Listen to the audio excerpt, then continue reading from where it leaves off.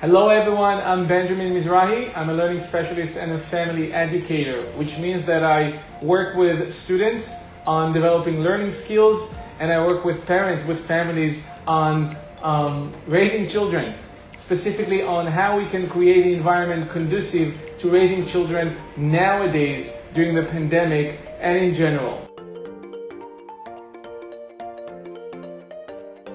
Whether it's your first child or the third or the fourth, we all know that babies cannot talk, but they do communicate with us on a regular basis. So even if they cannot utter words, just remember that they communicate with us constantly, in their own way. Well, with smiles, crying, physical touch, even with their eyes.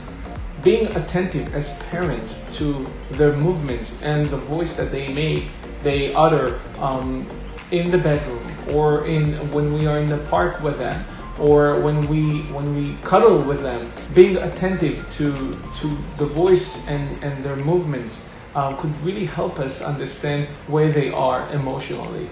I think infants teach us this lesson that in different times throughout our life, we communicate differently.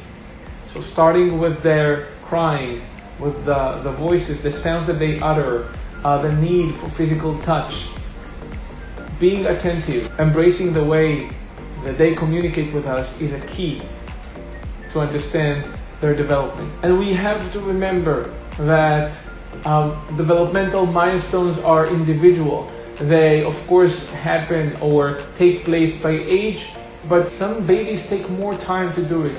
So I want to ask you, never, ever, ever fall into the comparison trap. I call it the comparison trap.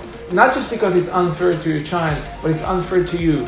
Because what we do when we start comparing, oh, my nieces is already doing this. Oh, I saw that kid in the park, he's doing that.